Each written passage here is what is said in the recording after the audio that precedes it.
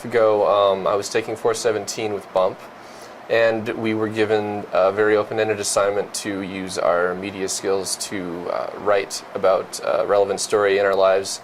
And Noah Blon had heard about about Robert Busby, who was a leader and gallery owner in Old Town, and he had a significant impact in changing the area.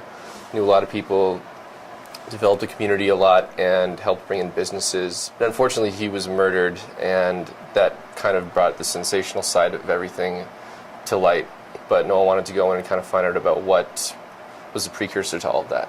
I thought it was the perfect kind of vehicle to start to learn and care about something that would go well beyond a class, and to use the class as a way to spark the development of the idea, but the idea itself would just snowball and take it in its own direction.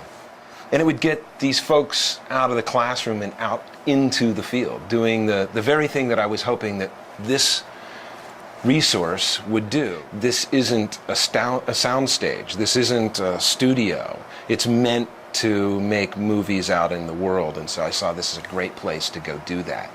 I think that all of these folks, this team of people that came together to make this thing, became members of the Old Town Lansing community. They had to be embraced by the community to even make this project happen in the first place. This project and the meaning of what we were trying to find out about is constantly shifting with what we learn through these people, and more information is given to us. More rooms were basically opening up to us as we spent more time in the community and stuff. So that was kind of the exciting part about it. So one of the things that I thought was really exciting about this group was they really did function as a group.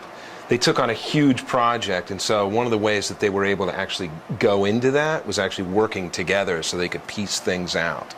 Ben really is, from what I understand, he really didn't have any kind of video production experience prior to that, to starting this project, and wasn't really doing a whole lot of the behind-the-camera stuff in that project. But by being involved in those shoots and figuring out how to do those shoots, Ben then started to work here at the Doc Lab and started to help people with their projects because he knew how to do that. Because they had taught themselves how to work in that way, and he was able, through that work, to put on some of the other hats that he hadn't worn immediately. This is a piece that's being developed for publication in Kairos, in the special issue on undergraduate research.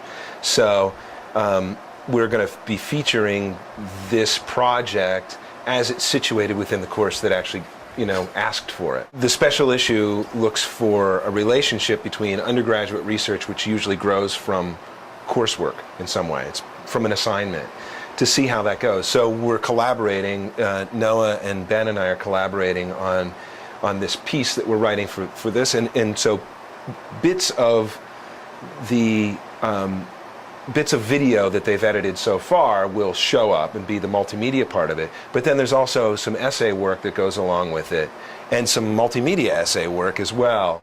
And so you've got this whole reciprocity between like the screen and the paper and the people mediating those two things, and it becomes very easy to understand at this point now, like how the two are almost the exact same thing. The future of the Busby project is I just continue to learn more and refine our skills, and at some point, once we're sitting in front of all the information we've gathered, put together the most appropriate and meaningful story that we can. It's not simply to make the end product, but just like in other kinds of writing, it's part of the drafting and the exploratory nature of writing. This is writing. This is what it means to write in the 21st century. There's always something more to tell in this story.